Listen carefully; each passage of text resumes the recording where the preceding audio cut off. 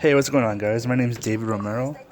I've been a 2K and NBA Live player since the late 90s, early 2000s. Um, I used to be in ranked most of the time in the top 100 for NBA Live and 2K since they first implemented online gameplay on Versus. And in the past recent years, 2K and Live has changed. 2K's added VC, which has completely changed the whole dynamic of online versus playing. People don't play versus as much as they used to, and for me, I'm an old school gamer, so that's basically my bread and butter. That's the only reason I buy these games. Like, I don't care about my park or my team or collecting cards. The only thing I care about is playing with my team online and basically beating other people at 2K. That's how we used to do it back in the day. That's how the tournaments used to be hosted a while ago. And nowadays, I see a lot of people struggling on offense. When I play people, there's times where I'll go up by 10, 15, even 20, and people just quit. And back in my time, you didn't quit like that. Sure, there were rage quits and stuff when you're down by 30 or 40. It's like impossible to catch up. But if you're down by 10, 15, 20, that's something you can manage. And with these videos, I want to showcase that you can manage comebacks. I'm showing in this video. I'm showing certain people that have fallen behind and they quit. In the past couple of games I've been playing, people quit, and usually that's the case nowadays. Just people don't take the challenge of, hey, I'm down by 20 and let me try to come back. You gotta fight for these games. It's not just gonna be handed to you. Like, you go up by 10 and you quit. That's not something good. It's not gonna make you a better player. So I'm just gonna be discussing things that I do on offense that the Spurs do in real life. The Spurs are my favorite team. That's my NBA team of choice, and I like their play style. Their play styles, ball movement, and in 2K that's very important because you can play with star players and get a good amount of points. But at the end of the day, if your star players get tired and you can't focus your energy at the end of the game and pull out good shots. You have to use your other players, and a lot of people don't develop the skills to use their other players. Rondo is out there to distribute the ball. He is a master at finding the open man. Spurs passing it around. Here's a quick example of defense. LeBron James is going to try to go in for a dunk, but I'm riding him on the back with DeMar Carroll and just trying to bother him as much as I can. I get a quick outlet pass, and I'm going to slip it to Bryn Forbes on the left, and it's going to be an easy bucket. Wide open, nobody around him. And that one is good. Dial it up. This is a play you can keep running for Forbes until the defense adjusts. And there's a whistle. That goes on Bryn Forbes. That is his first foul of the game. Los Angeles making a switch here. Here's LeBron. It's hauled in by Lyle. So if you've noticed, as I started this game, I don't put my starters in.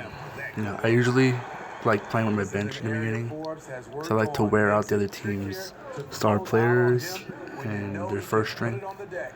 Plus, I've been doing it this way since 2K14. That year, San Antonio had like one of the greatest teams ever put together, and I got so good at 2K with my bench that I was able to beat first string teams left and right by 20 or 30 just with my bench. Bellinelli, Patty Mills, Boris Diaw, players like that. I wouldn't even use Kawhi. I wouldn't use Duncan, Parker, Ginobili. And Ginobili being my favorite player, I would beat people without using any of my starters. Sometimes I wouldn't even put them in at all for the entire game, and I would come out with wins. So you can get better at 2K. I think it's a tool that you can use to get better at 2K. Once you put your bench in and you force yourself to play with players with lesser abilities, lesser shot capabilities, you get better at the game. At first you will struggle because the other players will have LeBron James, will have Kuzma, will have Anthony Davis, you'll have star players, Harden, you have to stop KD, Kyrie, all those people. But eventually you'll get so good at 2K that it won't be that hard to do anymore. And then once you get your star players in the game, that's when you can tear people apart pretty easily. See, I just made a shot with Marco Bellinelli. So basically, the first half of the first quarter is gone, and he's still using his starters, so they're tiring out. Meanwhile, my star players are rested. Once I put him in, there's no way his bench can stop him. And that's one thing I think is a good strategy to start winning more games, is just playing like this style of let me get better with my weaker players versus his best players. And as you can see in this video, the person I'm playing here has gone down by 8 points, and he's struggling with his offense. He's focusing with LeBron, and that's good. He gets a dunk here, but for the most part, nobody else on his team is really scoring. He has to use the best player in the game to score on me, and that's not really good at all. So his offense is stagnant right now. It's static. There's no movement. He's having trouble blowing by me, and as you can see here, I am switching my players. I look at the energies a lot. If you look at the energies, I mainly put people in who have 100 energy to start out. So here I'm selecting DeRozan. I'm going with Hurdle. No Aldridge yet. And I just mix up lineups, kind of like Pop does in real life. Mix up lineups, see who I can play with, who has a good chemistry to play with each other, what kind of things I can get away with on defense versus on offense.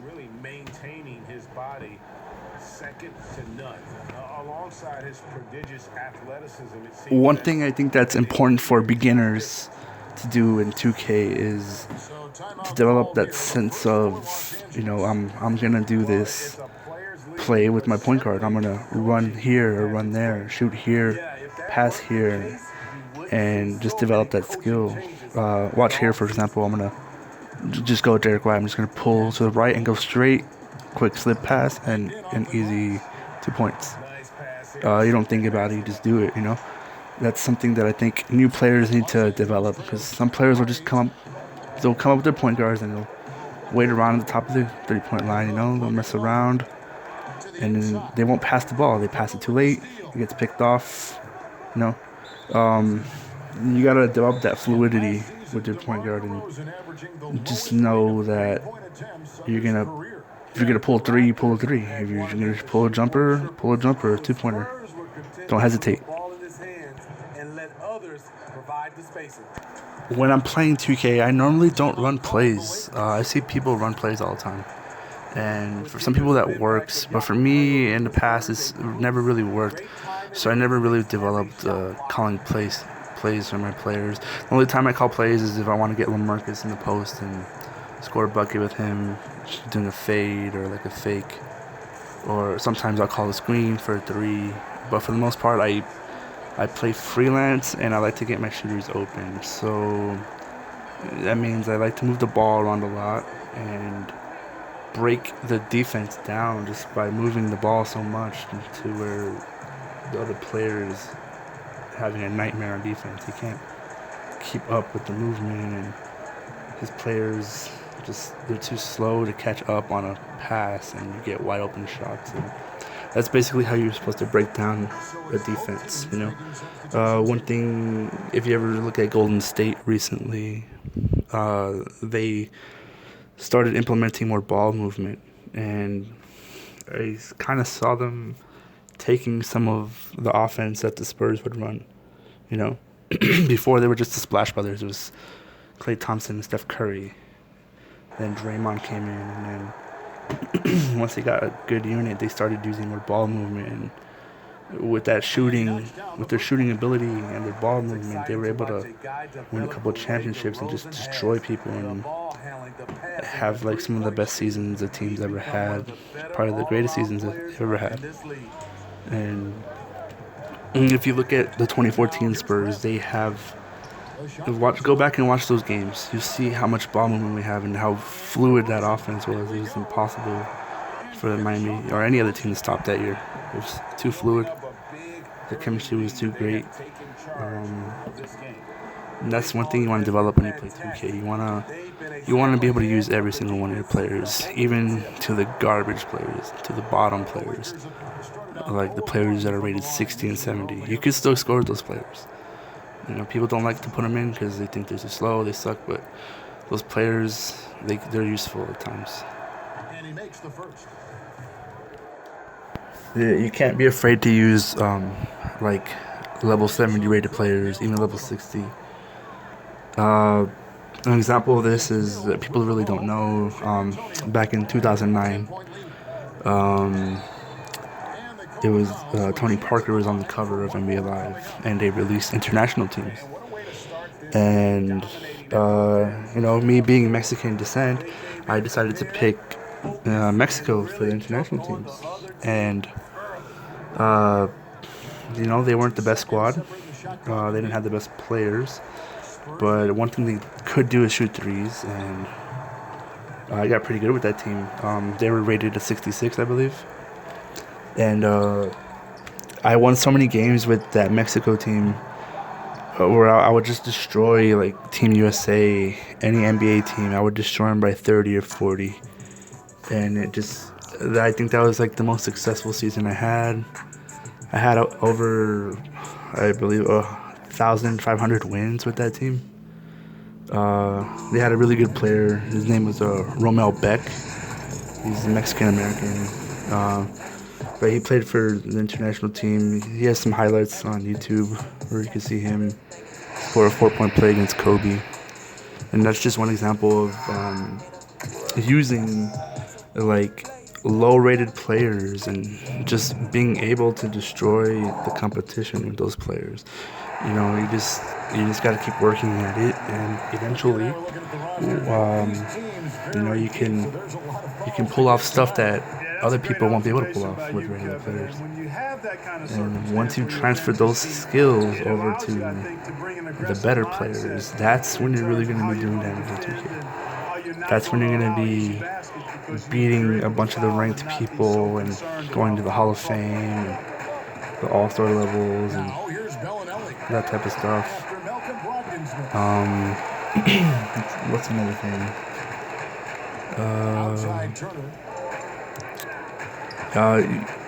You have to have a sense of being able to battle back from being down. And this game is a battle. You can be down by 30 and come back. It just depends on how well you do on defense, I guess. And you gotta focus on defense also. You can't just let the team just run in transition and score easy buckets. As soon as you shoot the ball, you have to already be running back on defense. You just go straight up with it and leave the fadeaway at home. Park that fadeaway, take the shot that's available. And if you give him an inch of space, he's going to make you pay. Off the left rim and out. And Brogdon's got the ball here for Indiana. Pass to Turner. Right side Warren.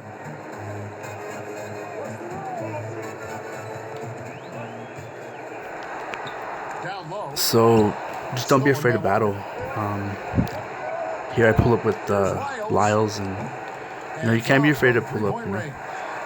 It's on a fast break. He's wide open. To pull three, you miss. Take it with a grain of salt. Just experiment. That's how you learn what your players can do. If I pull up with Lyles and he makes that three on a fast break, then I know I can do it again. And just for beginners, it's something you need to do. Is Just And take that shots. goes out of bounds. Who Last cares if you touch miss? by Who cares if you Carey. get blocked? It's a learning process, and Now about 2 minutes gone here in the first quarter. it's a little bit different now from the old gameplay. I actually think the old gameplay used to be more fluid than how it is now, because 2K just made the defense like ridiculous. Like you get people in your face like super fast. Earlier today I had some guy glitch on defense, and his guy just teleported right in front of my player's face after I pump faked and he got blown by. He somehow just came back and teleported, and I got my shot blocked. And that's one thing that I don't like that 2K is they implemented like auto snapping, so like the AI will auto snap to you if you're like on offense, and it makes it difficult to score. But it's not impossible, but it just gets annoying sometimes. Oh, here's an example with Aldridge. Just getting a post, mismatch, little fade, get an easy bucket. He did a bounce pass. I really don't use bounce passes. I just use regular A, just passing. Pass. Bounce passes will mess up sometimes. Even alley-oops. I used to throw a lot of alley-oops back in the day. Now I'll throw like 1 or 2 alley-oops per game, maybe, if I feel like it. I just don't trust like 2K anymore. You throw alley-oops with some teams and players, and nothing goes in. And other players, they throw the most ridiculous alley-oops, and those dunks that go in. I don't know what it is. Sometimes I'll throw an alley-oop to LaMarcus, and it'll miss all the time, or to Rudy Gay. It's every once in a while. When I used to have Kawhi Leonard, it'd go in a lot, but for the most part, I wouldn't use alley-oops either. So you just gotta apply pressure on defense here. We slipped the pass easily, but the defense from behind. Getting to shoot some buckets is free throws. He's actually pretty good with Turner shooting free throws. So. You gotta manage your game too. And you look at the job description for an elite look at the score, look at the clock. Nowadays, it's not enough to just protect the rim. No, you've got to be able to move your that was a miss by LaMarcus, but if it would have gone in, the reward would have been great. I think they lowered LaMarcus's 3-point shot because he can hit threes pretty frequently. That's all right here. That's one of those decisions where you gotta make, where you're gonna slash through and attack no matter what. Even if you miss, you just do it, and then if you make it, you make it. And that makes you a better player, because later on you won't hesitate to do those types of things.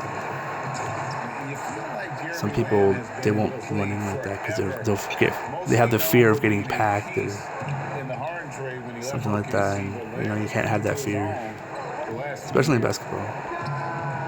You just gotta take your chances. Try something new, try something different. You don't have to run the same plays every single time.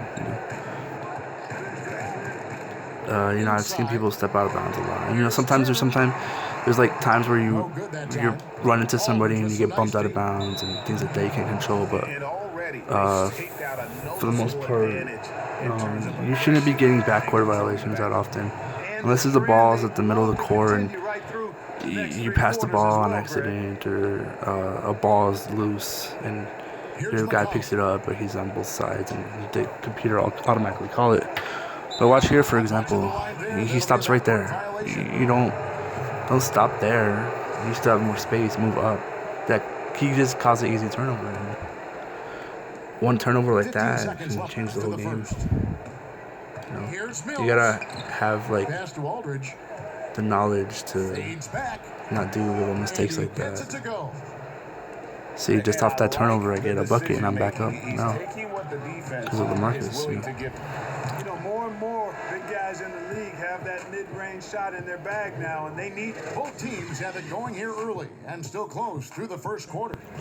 One thing that I find really fun about 2K is, you know, when you're down by a lot, you fight back, and you know, you go through a lot just to get even with someone. And some good action in the books as we get back to the game. That's like been pretty close here so far.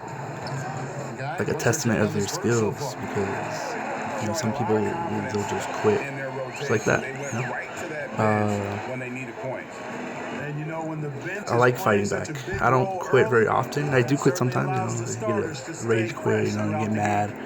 One bucket didn't go in here, or like you're wide open and you shoot a perfect shot and you time it right, but you don't get a green light, and you know, you just get mad sometimes and you just quit. But if it's like a battle where sometimes you get people talking trash to you on a mic, or they'll send you messages, or after every time they score a bucket, they'll pause the game to let you know, like, yeah, I just scored on you, and you know, they're basically saying you're kind of like a trash player when they do that. It's like a passive aggressive pause, and a lot of people know what I'm talking about. I mean, I used to do it too sometimes, but that's only when I'm playing somebody who like is talking trash to the microphone or something. You know? Recently, I just get messages from some guy while I'm playing. And it gets annoying sometimes. And I had this guy talk trash to me the other day, saying I was gonna lose by a lot, and he was winning. He was up by a lot, and I got kind of mad, so I went into overdrive mode, and I forgot how much I was down by. I'll probably upload it in another video, and I won't call the guy out or anything, but he did message me and stuff, and that made me mad.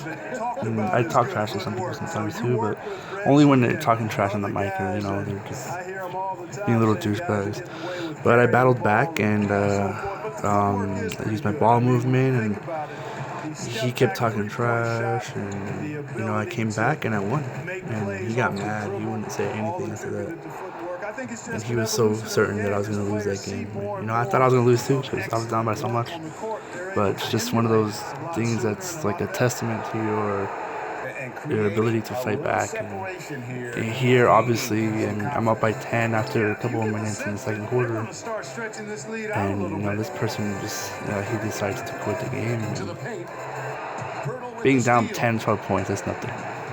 You can always come back from that. And it takes 2 buckets, you're already back in the game. You know, it's something that new players need to deal with and just learn how to fight back.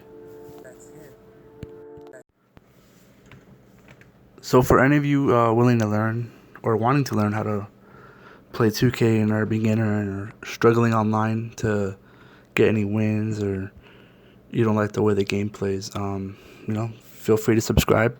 I'm not going to force it on anybody.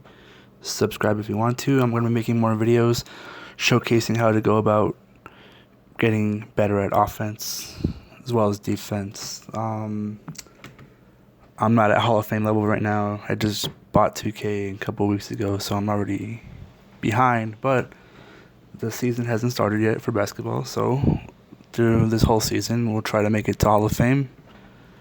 If we make it, we make it. If we don't, we don't, but you will learn how to play better by watching my videos if you do watch. So I hope you guys subscribe, and take it easy. Till next time.